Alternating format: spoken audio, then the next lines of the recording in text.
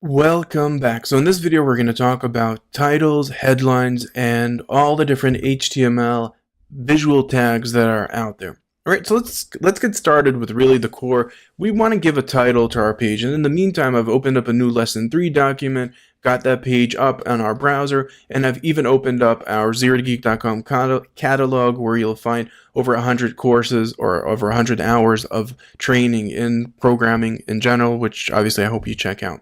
All right, so in our zerotogeek.com, you can see that we have a page, and in that page we have here like a title, which is probably outdated because this is from when we were more about ActionScript 3. Now we're also about JavaScript and HTML and HTML5 and XML and so on and so forth. So we probably want to go back and probably update this title to reflect what we really are at this given day. But we're now talking about our course. We want to create a title for our course. We want to create a title for our lesson. So to do that, I'm going to go inside of my head tag. And in my head tag, I'm just going to type here title. And again, I want to make sure that I always close every single thing that I open. And I see that I didn't close it correctly, and it's giving me a red error, which is awesome. And I'm just going to give you a title for this page. So I'm going to give the title of Lesson 3. Is that 3 S's I put there? Yes, it is. I'm put here HTML5 for Geeks lesson 3. All right, so now we have a title. We're happy about it. I'm going to click on save, and once I save it, if I go back to this page, notice how my title up here in the bar is empty, but it just has the file name. If I click on refresh now, that title should now be changed to HTML5 for Geeks lesson 3. It doesn't change anything in our content of the page itself. Again, it's because it's inside of the head area.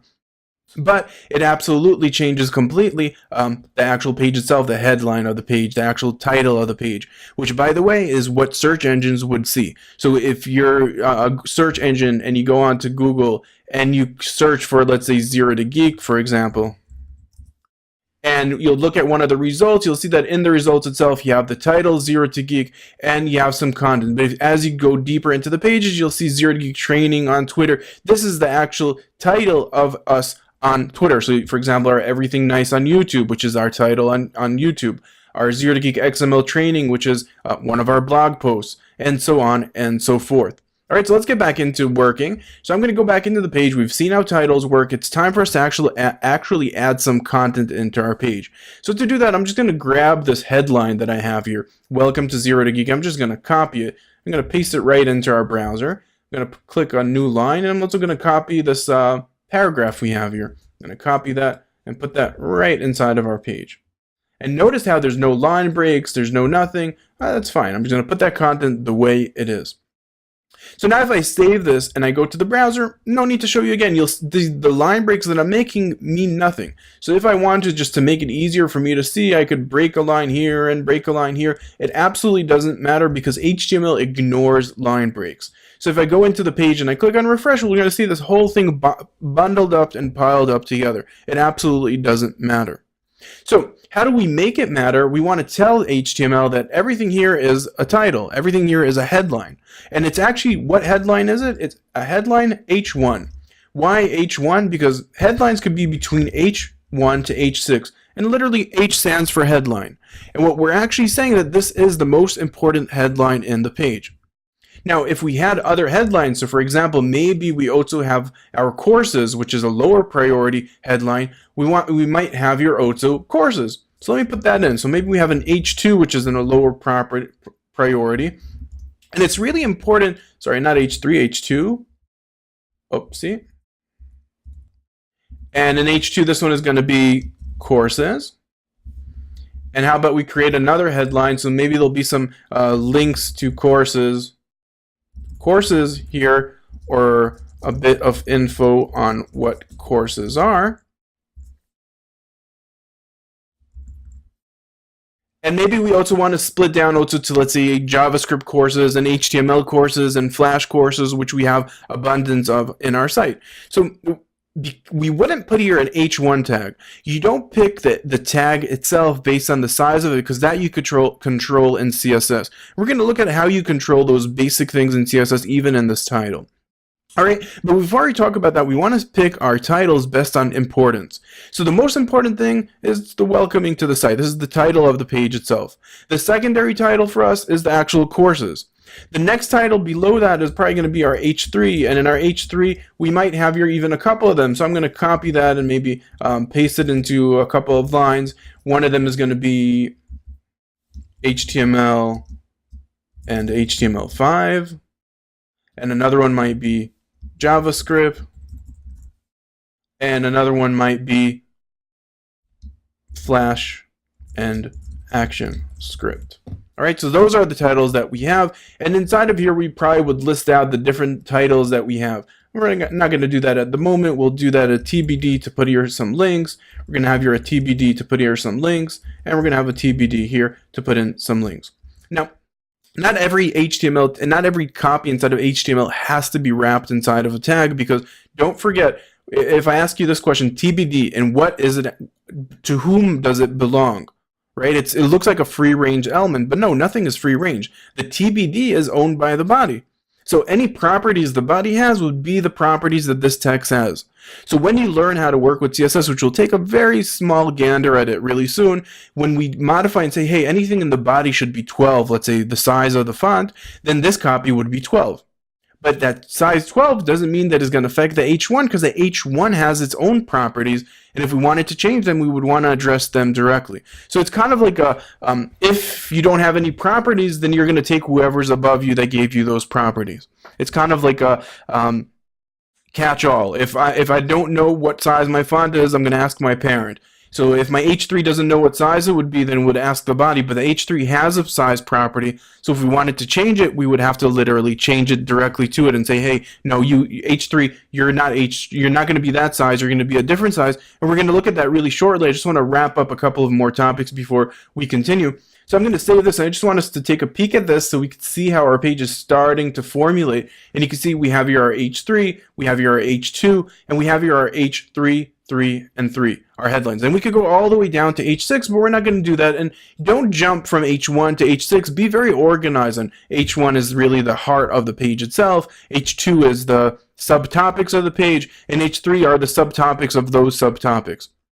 All right, so maybe Welcome to Zero to Geek is not the headline. Maybe this should be course catalog, because if this is the course catalog, or Zero to Geek course catalog, or Zero to Geek offering, or whatever, you want to maybe make a more direct relationship between the two. If you really want to create a page that is really easy for search engines to then navigate through and understand what is the functionality of it, because that's what search engines are looking for. They're looking for those relationships between the elements to confirm that your page is actually really describing what it's supposed to describe. All right, so that was our headlines, and I want to add now our paragraph. Now, all the paragraph really does is bind our content into a cluster and basically breaks a line. It creates a paragraph just like in any other word editor. So in this case, we have one paragraph here, and I'm creating another one, and I'm going to write here, and here is another paragraph. Yay. And I'm going to save it again, and once I saved it, I'm going to go into my application. Now we're going to see not a very big difference, but what we're going to see is that we have one paragraph and another paragraph, and they're split among, they're not clustered all together. We broke the thematic ideas between each other, one paragraph and another, to make it a lot more legible, a lot more readable. So that's paragraph. We looked at the H1s, we looked at all the different H's, we looked at paragraph. I want to talk now about a lot of things at one time. It's going to be a lot of information. You don't have to memorize it. Do make sure that you're in our newsletter, because then I'll make sure that you have that copy of the descriptions. You could then work with it on your own later on. You don't need to memorize, you just need to know that you could do it, all right? So now we're going a little bit into the visual elements, and there's a lot of visual elements in HTML and in HTML5 that literally affect how a specific element looks like. Now, contrary to CSS, which is a very explicit, I want you to be looking in a specific way, the styling tags in HTML are more behavioral taggings. It's more, I want you to be that way. I want you to be different than the rest. It's not necessarily, this is how I want you to look exactly, because that's something that you're going to define in CSS. So with that said, let's take a quick look at different styling properties. So the first one is Italic, which we basically will select our element and we decide what do we want to italicize. So maybe we want to italicize the learning takes time and focus. Now, if you're asking yourself, why do you want to italicize something? Usually you want to italicize when you want to create an alternative voice. So if it's like something that someone said about you, if it's something that really you want to make the copy stand out as something that is different from the rest of the copy. Now, it doesn't have to be italic. The default is italic, but in HTML5, like HTML5 is, every single HTML element is just a description of a type of something. And all the visual properties you want to control through CSS. So although it's called I for italic because that was the original name before CSS was even introduced, its main character is an alternative voice. And then you could decide how do you want to feed that alternative voice. And in the same echo and the same line of thought, so it's bold. And really the idea of bold is to just highlight or make something more noticeable, such as until completion. Let's say we want to make this until completion bolded. And all I have to do is select my B tag, select the error where I want to open it, where I want to close it, click on save, and now I'm going to also bold a certain element, and I'm going to bold until completion. And there's no real semantic meaning behind bold, behind I want this to be very noticeable. Now, contrary to bold, there's another tag which is called strong, which has meaning. Now, for the most part, you're probably going to use strong and bold at the same level, really. And maybe you'll use strong or maybe you'll use bold. But when you use strong, you're also adding a little bit more into it because you're basically saying that this is important text. It's important to the reader. You might use the strong as a way for you, if you have a really long article, to highlight the most important things that you want your reader to read. And what that would do when you're using the strong tag, it helps also search engines, because then search engines can say, oh, okay, this is the gist of it. This is the most important part of the page.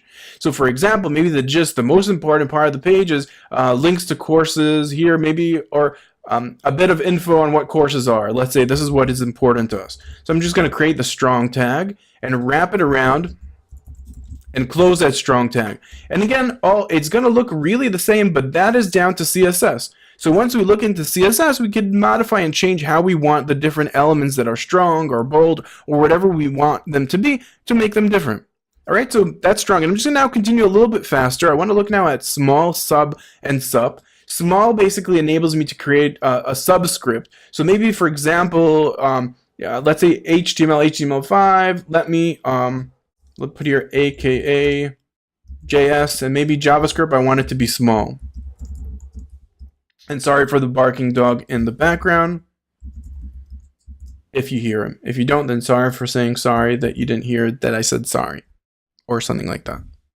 All right, so we're looking at the small tag, and the small tag, literally all it does is it defines this as a small area. And again, it doesn't necessarily, because we're inside of a H3 tag here, it might be invisible to us, and this might be something that we have to define more in a more manual way. So let me just go right here, and I'm just going to put that copy into a place that isn't an H3 tag, and inside of a paragraph to see if we could control it in any way. And you can see that our JS is a lot smaller than the rest, or just a bit smaller, and we can make it even more small again with CSS. So it's really a way for us to define it, and then we'll control the visuals in CSS. So let me just do another couple of stuff. So how about we let's make you let's make you squared. We're going to put here u squared just for the sake of the example, and I'm going to put here a sup to make it a superscript. And I am going to take this one and I'm going to make it to be a sub, which will be a subscript. And literally all I'm putting here is just a 2 that will be up and a 1 that will be underneath. And it's really just, again, you could control all this stuff with CSS as well, but you can see that I have here a subscript here, a superscript here, and a subscript right after it. So that's sub, it's up. I want you to look at, so we want to talk about just another 2 things before we wrap up this course, or this cluster of videos on the visual tags in HTML, which are the U, which create an underline or highlight. So maybe we want to info, we want to underline, which we probably don't want to do that, but just for the sake of showing this, so we'll have here that U, so we're going to have a line underneath info. And how about we say that ActionScript is not anymore Flash and ActionScript. We just want to delete the end ActionScript because that's not correct anymore. And this is basically our way for, you see that sometimes in blogs where something is deleted, or for example, the price is $99, but now it's $29, and there's a line through it. We create the del to basically say, hey, this is not correct anymore. So again, I'm going to save it, And now we're going to see also the underscore with the U. Oopsie. Let me just refresh this. There we go. So we have here this info with the underscore, and we also have the line through with an action script. So we covered a lot of tags, and again, just make sure you're in our newsletter. You'll find the link on the bottom of the page right here, right now, so we could send you all the tags. You don't have to memorize them. We just covered all the visual tags in HTML. In the next video, I want to show you just a little bit of CSS, really a bit, and then we're going to continue looking at more HTML and how could we make our pages look even better. All right, see you soon.